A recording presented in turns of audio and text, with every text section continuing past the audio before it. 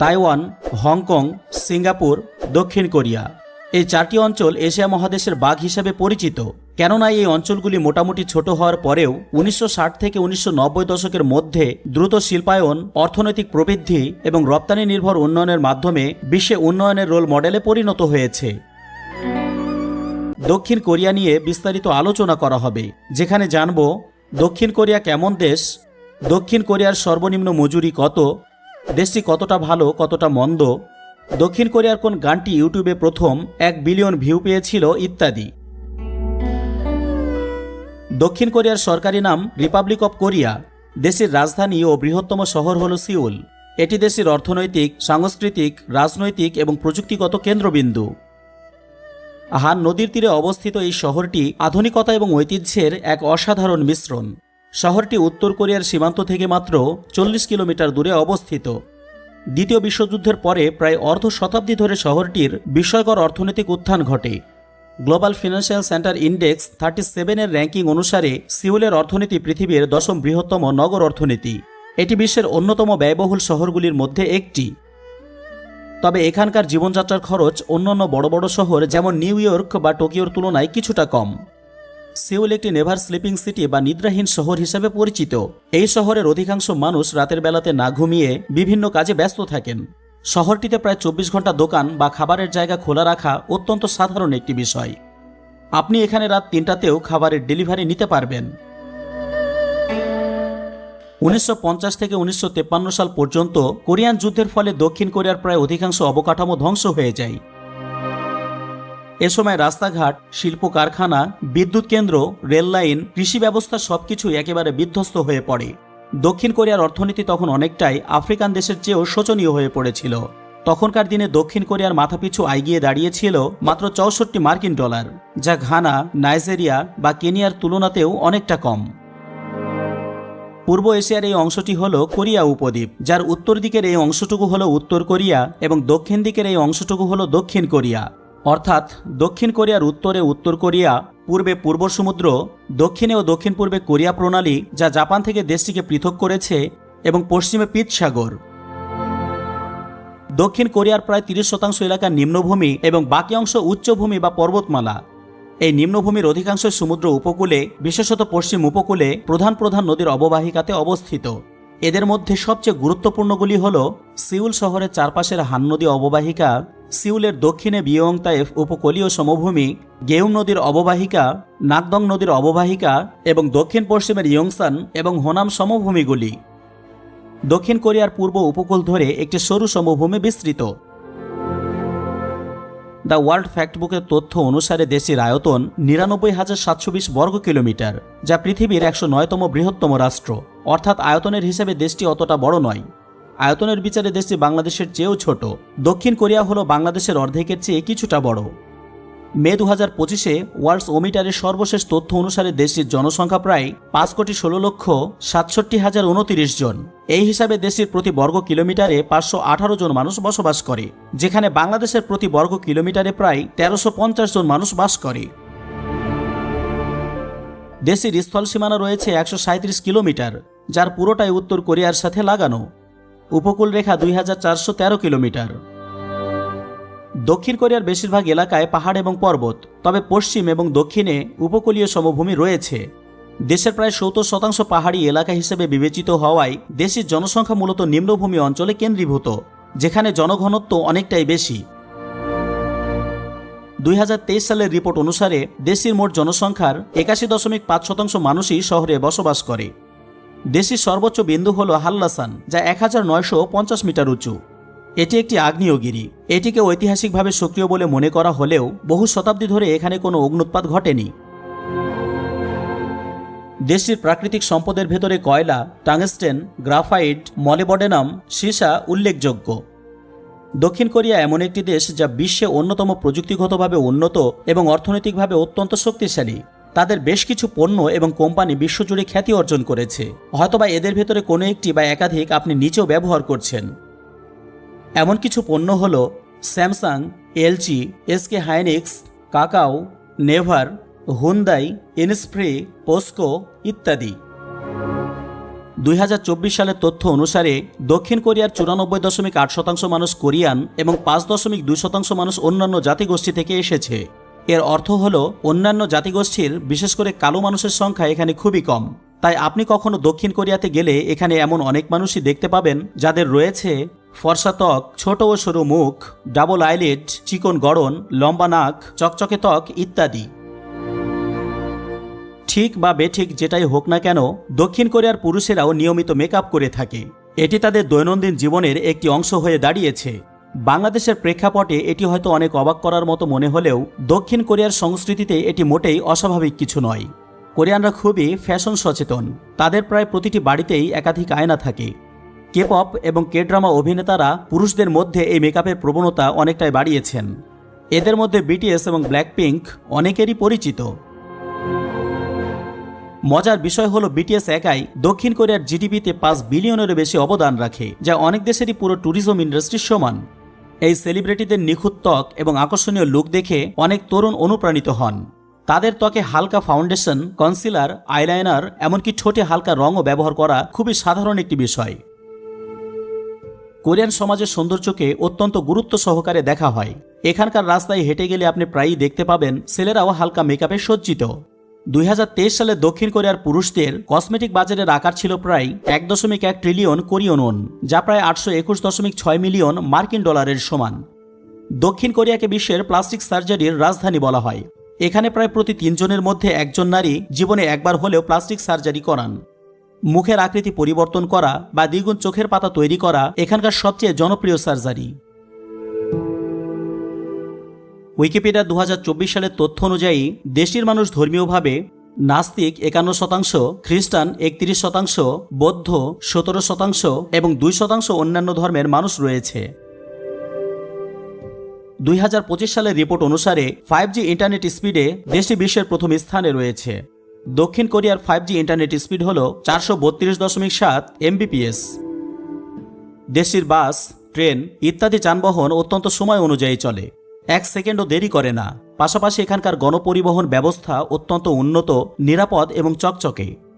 এখানকার পাতাল রেল বা সাবওয়ে বিশ্বের অন্যতম সেরা, যা আধুনিক প্রযুক্তি এবং পরিষ্কার পরিচ্ছন্নতায় পরিপূর্ণ। দক্ষিণ কোরিয়ার শহরগুলিও অত্যন্ত পরিষ্কার পরিচ্ছন্ন এবং চকচকে। এখানে আবর্জনা ফেলার জন্য নির্দিষ্ট নিয়মকানুন রয়েছে এবং মানুষ সেগুলোকে কঠোরভাবে মেনে চলে। এসব শহরের আধুনিক নকশা এবং স্থাপত্যে দক্ষিণ কোরিয়া বিশ্বজুড়ে খ্যাতি অর্জন করেছে। সিউলের আকাশচুম্বী ভবন এবং আধুনিক স্থাপত্য খুবই দর্শনীয়। আপনি যদি কখনো কোরিয়া কথাটি শুনে থাকেন তাহলে বুঝে নেবেন যে দক্ষিণ কোরিয়ার কথা বলা হচ্ছে। দেশের সরকারি ভাষা হলো কোরিয়ান। কিছু কিছু ক্ষেত্রে ইংরেজিও ব্যবহৃত হয়, যদিও তার পরিমাণ অনেকটাই কম। পাবলিক জায়গায় বিশৃঙ্খলা, চিৎকার করা বা জোরে কথা বলা তাদের সংস্কৃতিতে অত্যন্ত অপছন্দনীয়। কোরিয়ানরা অত্যন্ত শৃঙ্খলাবদ্ধ। সময় মেনে চলা, বাস বা ট্রেনের লাইনে দাঁড়ানো, ট্রাফিক নিয়ম মানা সব কিছুতেই তারা খুবই সচেতন। দক্ষিণ কোরিয়ানরা খুবই বিনয়ী ও পরিশ্রমী জাতি। অফিসে দীর্ঘ সময় কাজ করা ও ওভারটাইম করা খুবই সাধারণ একটি বিষয়। দেশের কর্পোরেট সংস্কৃতি অনেকটাই জাপানের মতো। বসের প্রতি আনুগত্য, টিমওয়ার্ক ও আত্মত্যাগের মনোভাব এখানে বেশ লক্ষণীয়। দক্ষিণ কোরিয়ায় বাড়িতে প্রবেশের আগে জুতা খুলে রাখা একটি সাধারণ অভ্যাস এবং এটিকে সম্মানের প্রতীক হিসাবে দেখা হয়। এখানে যে কোনো কিছু, খাবার থেকে শুরু করে মুদিখানার পণ্য পর্যন্ত অত্যন্ত দ্রুত ডেলিভারি দেওয়া হয়। এমনকি নদীর মাঝখানে বা অন্য যে কোনো স্থানেও ডেলিভারি নেওয়া সম্ভব। দেশটিতে জুটিরা প্রায়ই একই রকম বা মানানসই পোশাক পরে বাইরে যায়, যা তাদের মধ্যেকার সম্পর্ককে আরও স্পষ্ট করে তোলে। 70% কোরিয়ান সপ্তাহে অন্তত 3 বার ব্যায়াম করে। দক্ষিণ কোরিয়ায় 90% মানুষ গুগলের পরিবর্তে নাভার সার্চ ইঞ্জিন ব্যবহার করে। একটি অবাক করা বিষয় হল দেশটিতে বাচ্চাদের জন্ম থেকেই 1 বছর বয়সী ধরা হয়, অর্থাৎ জন্মের পরপরেই তারা বাচ্চার 1 বছর গুণে ফেলে। কিমচি হলো দক্ষিণ কোরিয়ার জাতীয় খাবার এবং প্রতিটি খাবারের সাথে তা পরিবেশন করা হয়। এমনকি কিমচি দিয়ে পাস্তা, পিৎজা বা বার্গারের মতো খাবারও তৈরি করা হয়। কোরিয়ায় প্রতি বছর গড়ে একজন মানুষ প্রায় 40 কেজি কিমচি খেয়ে থাকে। এই দেশের মানুষেরা তুলনামূলকভাবে বেশি মদ পান করে। দক্ষিণ কোরিয়ার একটি জনপ্রিয় গান হল গ্যামনাম স্টাইল। গানটি 2012 সালে বিশ্বজুড়ে একটি অভূতপূর্ব জনপ্রিয়তা লাভ করেছিল। গ্যামনামি স্টাইল ইউটিউবের ইতিহাসে প্রথম ভিডিও যা 1 বিলিয়ন বা 100 কোটি ভিউকে ছাড়িয়ে যায়। এটি ইউটিউবের ভিউ কাউন্টকে এতটাই ছাপিয়ে গিয়েছিল যে ইউটিউবকে তাদের ভিউ কাউন্টারকে আপগ্রেড করতে হয়েছিল। বর্তমানে এই গানটির ভিউ 5.5 বিলিয়ন। এই গানটি মূলত গ্যামনাম এলাকার ধনী এবং অহংকারী জীবনযাপনের একটি ব্যঙ্গাত্মক চিত্রায়ন। এর শিল্পী PSY নিজেই এক সাক্ষাৎকারে বলেছিলেন যে গানটি গ্যামনামের দিনের বেলাতে আভিজাত্য এবং রাতের বেলাতে উন্মাদনার বর্ণনা দেয়। কিছু ক্ষেত্রে বলা হয় যে এই গানটি ভাইরাল হওয়ার পর গ্যামনাম এলাকার দাম আরও অনেক বেড়ে গিয়েছিল। এমনিতে দক্ষিণ কোরিয়ার সিউল শহরের গ্যামনাম এলাকা অত্যন্ত ব্যয়বহুল ও আভিজাত একটি অঞ্চল। দেশের চলচ্চিত্র শিল্প অর্থাৎ কোরিয়ান সিনেমা বা কে সিনেমা সাম্প্রতিক দশকগুলোতে বিশ্বজুড়ে বিশাল জনপ্রিয়তা এবং সমালোচকদের প্রশংসা অর্জন করেছে। এটি কেবল বিনোদনই নয়, বরং কোরিয়ান সংস্কৃতির অন্যতম শক্তিশালী সফট পাওয়ার। দক্ষিণ কোরিয়ার চলচ্চিত্র এখন কানে, অস্কার, বার্লিন, ভেনিস সহ শীর্ষ আন্তর্জাতিক চলচ্চিত্র উৎসবগুলোতে পুরস্কার জিতেছে। দ্বিতীয় বিশ্বযুদ্ধ শেষে কোরিয়া উপদ্বীপের উত্তর অংশটি সোভিয়েত ইউনিয়নের সেনারা এবং দক্ষিণ অংশটি মার্কিন যুক্তরাষ্ট্রের সেনারা দখলে রেখেছিল। 1948 সালে এ থেকে উত্তর কোরিয়া ও দক্ষিণ কোরিয়া রাষ্ট্রদ্বয়ের সৃষ্টি হয়। 1950 থেকে 1953 সাল পর্যন্ত কোরীয় যুদ্ধের পরে ধ্বংসপ্রায় দক্ষিণ কোরিয়া 1993 সালে এসে বিশ্বের সবচেয়ে বড় অর্থনীতির দেশগুলির একটিতে পরিণত হয় এবং সেই সঙ্গে এশিয়ার 4 ড্রাগন বা এশিয়ার 4 বাঘের একটি বাঘে পরিণত হয়। ইন্টারন্যাশনাল মনিটারি ফান্ড IMF 23 মে 2025 অনুসারে দক্ষিণ কোরিয়া 13তম বৃহত্তম অর্থনীতির দেশ। দেশটির জিডিপি 1.79 ট্রিলিয়ন মার্কিন ডলার। দক্ষিণ কোরিয়ায় সরকারিভাবে ব্যবহৃত মুদ্রা হল ওন, যার সংকেত KRW। কোরিয়ান ওনের মান অনেক দেশের টাকার চেয়ে অত্যন্ত কম, যেমন বাংলাদেশি 1 টাকার সমান 11.25 কোরিয়ান ওন।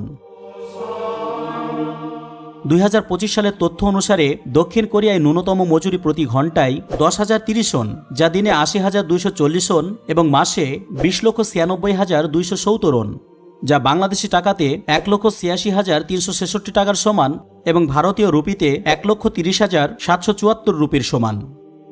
তবে এটি হলো সর্বনিম্ন ভিত্তি, যা সাধারণত অদক্ষ বা নবাগত কর্মীদের জন্য নির্ধারিত, কিন্তু দক্ষতা, অভিজ্ঞতা ও কাজের ধরন অনুযায়ী অনেক জবেই এর চেয়ে বেশি বেতন পাওয়া যায়।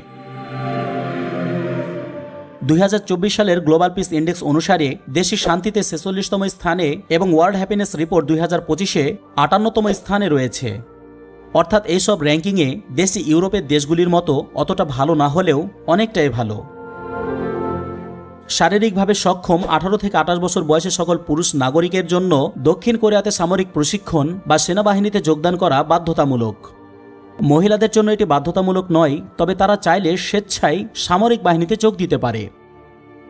2025 সাল অনুসারে দেশটিতে মোট 5 লক্ষ সক্রিয় সশস্ত্র বাহিনী রয়েছে, যার ভেতরে সেনাবাহিনী, নৌবাহিনী এবং বিমান বাহিনী রয়েছে। দক্ষিণ কোরিয়ার সামরিক বাহিনী মূলত উত্তর কোরিয়ার হুমকির উপর দৃষ্টি রাখে। এছাড়াও এটি শান্তিরক্ষা এবং অন্যান্য নিরাপত্তা কার্যক্রম সহ বহুজাগতিক মিশনের জন্য বিদেশেও সৈন্য মোতায়েন করে। দক্ষিণ কোরিয়াতে সাক্ষরতার হার 98.8%। দেশের শিক্ষা ব্যবস্থা বিশ্বজুড়ে তার কঠোরতা, প্রতিযোগিতা এবং উচ্চ মানের জন্য পরিচিত। এটি দেশের দ্রুত অর্থনৈতিক অগ্রগতি এবং প্রযুক্তিতে অগ্রগতির পেছনে অন্যতম চালিকা শক্তি। দক্ষিণ কোরিয়ার শিক্ষা ব্যবস্থায় প্রতিযোগিতা অত্যন্ত তীব্র। শিক্ষার্থীদের ওপর ভালো ফলাফল করার চাপ থাকে প্রচণ্ড বেশি, বিশেষ করে বিশ্ববিদ্যালয়ে ভর্তির জন্য। কোরিয়ান সমাজে শিক্ষার গুরুত্ব অত্যন্ত অপরিসীম হওয়ার কারণে শিক্ষার্থীরা ছোটবেলা থেকেই তীব্র প্রতিযোগিতার ভেতরে বড় হয়। কলেজে বা বিশ্ববিদ্যালয়ে ভর্তি হওয়ার জন্য কঠোর পরিশ্রম করতে হয় এবং প্রায়শই সকাল থেকে গভীর রাত পর্যন্ত পড়াশোনা ও কোচিংয়ে সময় ব্যয় করতে হয়। সব মিলে দিনে প্রায় 15 থেকে 16 ঘন্টা লেখাপড়া করা তাদের জন্য অত্যন্ত স্বাভাবিক। এখানকার কোচিংগুলি হাগুয়ান নামে পরিচিত। এইসব হাগুয়ানে ভোররাত পর্যন্ত লেখাপড়া চলে। যদিও সরকার রাত 10টার পরে কোচিং বন্ধ করার আইন চালু করেছে, কিন্তু লুকিয়ে লুকিয়ে তা চলে। দেশটিতে শিক্ষার প্রতিযোগিতা এতটাই তীব্র যে দক্ষিণ কোরিয়ার কিশোরদের মধ্যে আত্মহত্যার হার আশঙ্কাজনকভাবে বেশি। সার কথা হলো, দক্ষিণ কোরিয়ার শিক্ষা ব্যবস্থা অসাধারণ ফলাফল দেয় ঠিকই, কিন্তু শিক্ষার্থীদের শৈশব কেড়ে নেয়। বাংলাদেশের তুলনায় এখানে সুযোগ সুবিধা অত্যন্ত বেশি, একই সাথে চাপও অনেক গুণ বেশি। দক্ষিণ কোরিয়ার শিক্ষার্থীরা পিসা র্যাঙ্কিংয়ে গণিত, বিজ্ঞান ও ভাষায় শীর্ষস্থান অর্জন করে। শিক্ষার্থীরা গড়পড়তায় অনেক বেশি সময় লেখাপড়ায় ব্যয় করে, যা OECD এর গড়ের তুলনায় অনেকটাই বেশি। দক্ষিণ কোরিয়ার বিখ্যাত কিছু শিক্ষা প্রতিষ্ঠান হল Seoul National University, Korea University, Yonsei University, Korea Advanced Institute of Science and Technology, Hanyang University, Sungkyunkwan University ইত্যাদি। জাপানের মতো দক্ষিণ কোরিয়াতেও বিয়ের হার দিনে দিনে কমে যাচ্ছে। সাম্প্রতিক বছরগুলিতে বিয়ের হারের রেকর্ড সর্বনিম্ন পর্যায়ে পৌঁছেছে, যদিও 2023 সালে এর পরিমাণ সামান্য কিছুটা বৃদ্ধি পেয়েছে। বিয়ের প্রতি অনীহা দক্ষিণ কোরিয়ার জন্য একটি বড় সামাজিক ও অর্থনৈতিক উদ্বেগের কারণ হয়ে দাঁড়িয়েছে, কেননা এর সাথে দেশের সর্বনিম্ন জন্মহারও জড়িত। দক্ষিণ কোরিয়াতে লিভ টুগেদার প্রথা ধীরে ধীরে জনপ্রিয় হয়ে উঠছে, বিশেষ করে তরুণ প্রজন্মের মধ্যে। তবে এটি এখনও পুরোপুরি সামাজিকভাবে গ্রহণযোগ্য নয়। মানুষ যে সকল কারণে কম বিয়ে করছে সেগুলো হলো চাকরি ও ক্যারিয়ারের ভাবনা, অর্থনৈতিক চাপ, বাড়তি স্বাধীনতা লাভের আশা, আবাসন সংকট ও জীবনযাত্রার ব্যয়, বিয়ের প্রতি ইতিবাচক ধারণা না থাকা ইত্যাদি। বর্তমান পৃথিবীতে জাপান অনেক শান্তিপূর্ণ এবং ভদ্রদেশ হলেও দ্বিতীয় বিশ্বযুদ্ধের আগে জাপান মোটেও এমন দেশ ছিল না। জাপানের ছিল দখলদারি মনোভাব। 1945 সালের আগে দক্ষিণ কোরিয়া জাপানের দখলে ছিল। 1945 সালের 15 আগস্ট দক্ষিণ কোরিয়া জাপান থেকে স্বাধীনতা লাভ করে। এই দিনটিকে দক্ষিণ কোরিয়াতে জাতীয় ছুটির দিন হিসেবে পালন করা হয়। দেশটিতে ছোট বড় মিলিয়ে মোট 14টি বন্দর রয়েছে। চীন জাপান যুদ্ধ এবং রুশ জাপান যুদ্ধের পর কোরিয়া সাম্রাজ্যবাদী জাপানের দখলে চলে যায়। 1945 সালে জাপান মার্কিন যুক্তরাষ্ট্র এবং তার মিত্রদের কাছে আত্মসমর্পণের পর কোরিয়া তার স্বাধীনতা পুনরুদ্ধার করে।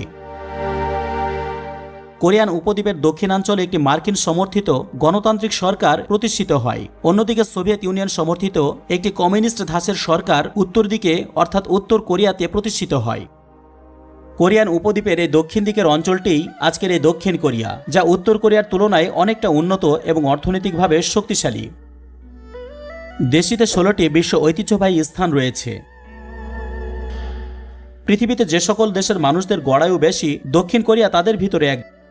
কোরিয়ানদের গড়ায়ু প্রায় 83 থেকে 84 বছর।